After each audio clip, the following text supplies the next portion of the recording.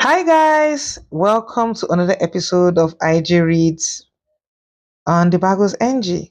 And today, guess what we're going to? Drum rolls, guys. Egypt. I know we have not been to North Africa in a minute, but we are going to Egypt and we are going to be reading The Dissenters by Youssef Rakha, which was published earlier this year in February 2025 by Grey Wolf Press. So to tell you, give you context, this man is fine, but we're not going to concentrate on how fine he is. But this novel, in summary, is like a portrait of Egypt's history, and it's going to challenge our ideas of faith. It's going to challenge your ideas of gender roles. It's going to challenge your idea of freedom and what we have come to associate as public and political agency. Now, we have this main character is supposed to be Mona, but she is also in conversation with two other women. Now, when I make conversation, we're going to be looking at two other women in the context of this 70-year history that the book is captured in. Now, when Noah, who is supposed to be like main character's child, I'm not going to tell you if he's male or female, he's going through his mother's attic following the deaths of his mom. He discovers sides of her he never knew.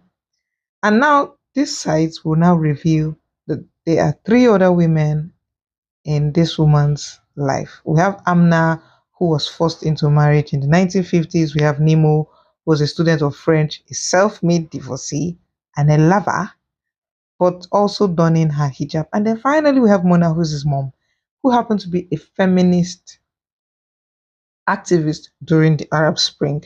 So we have Noor, who is writing fervently to their sibling, yeah, you almost caught me there, who has been estranged from the mom in an attempt to kind of make sense of the woman that they know as their mom and the country that they grew up in. Now, bear in mind that this is Rakha's first novel that is written in English. Even though he's Egyptian in origin, he writes mostly in Arabic and English. So he's a prolific writer, and a lot of his Arabic novels are available in translation. You should check him out, guys. He's very visible online. And he's been known to contribute significantly to Arabic and English literature through his essays, his poems. You know me, I love anything that has to do with poem, poetry. He got me there. And then novels. And we know that his one of his novels, Paolo, was on the long list of the International Prize for Arabic Fiction in 2017 and even went ahead to win the 2017 Sawiris Award. Now, when a novel like this has been praised by writers such as Amitav Ghosh and Yuri Herrera, guys, you cannot wait to read it. So you need to get a copy. But I am going to be reading a chapter from this very, very lovely, lovely book. And I can't wait for you to delve into this world with me.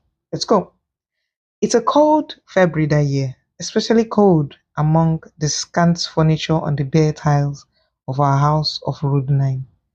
Mona had taken to using the same small copper tray Baba made his coffee on. Did you ever get to see the ritual of Amin's? Instead of his hourglass shaped kerosene stove and conical coffee pots with a long handle, the tray now carries a saucer of cottage cheese and a little glass of tea. The tea glows amber where she places it, a half moon of flaky Lebanese style bread hanging over the tray's handle. Black tea dust boiled in water with a spoonful of sugar must taste of her old age. But coffee makes her heart flutter, she says. She takes medicine for hypertension as well as her type 2 diabetes medicine, and she can't stand her heart fluttering too much. Sometimes in the course of breakfast, she will put on Baba's Wayfarer glasses to read the papers. Her snub nose cockled, her large hazel eyes enlarged behind the thick lenses. But mostly, she just gazes at the half-dead Alfonso mango tree, the only one in our tiny grassless garden which no longer bears fruit. She eats fast, not out of gluttony, but for fear of slacking, as if at any moment something unspeakable may happen that requires her full attention. Every day before I make my way to Tahir, I see her shuffling out of the kitchen to the sunny corner of the veranda. Her thick woolen tie nightie is held up by a Muslim enchant wrapped like a sash under her bosom. Her hair, drained of all color, is racked in a heap above her head. A pair of white long johns is tucked into men's socks over the rubber slippers in which she shod. Back bent, Mona dodges the rubble as she sets the tray on a plastic stool in front of her bagger, directly under the 10 o'clock sun. I forget when in the last year or so the 80s style bagger that used to be her throne was placed there. Looking the worse for wear without its footrest, is facing away from the gutted section of parapet so she can pretend the veranda is still intact. Hmm. The parapet collapsed so loudly it muffled the dawn azan, and you must remember how deafening that is. It collapsed without warning, giving her worst scare in years. But whenever I brought up fixing it, she's doggedly postponed the chore. I'll call in the builders, she keeps saying, as if speaking of archangels that might be asked to fix our fates. Our builders will do a better job than anybody. Just give me some time to find the number of the contractor I trust. And once again, hearing her, I think of her second bout of visitation. That's what she really calls them, visitation, because it was a parapet collapse that triggered it. Removing the rubble would remind her, but pretending there is no rubble there, she can just deny to herself that she's been visited. All she has to do is dodge it. Make sure her seat facing the other way. A whole decade had passed, long enough that she had forgotten her first bout when the visitations struck back 2 weeks after you left. Once you phoned from California had told her and she'd been acting cool. Perhaps it was the effort of pretending she didn't care.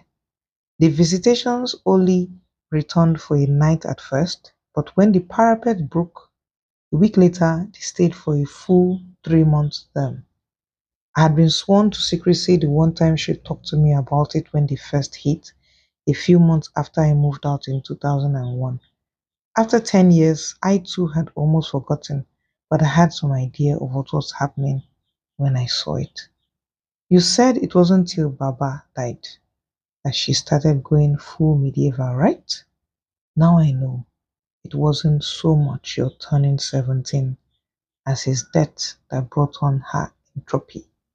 The evisceration that was his second indefinite absence, his infinite absence, made her question the point of her life.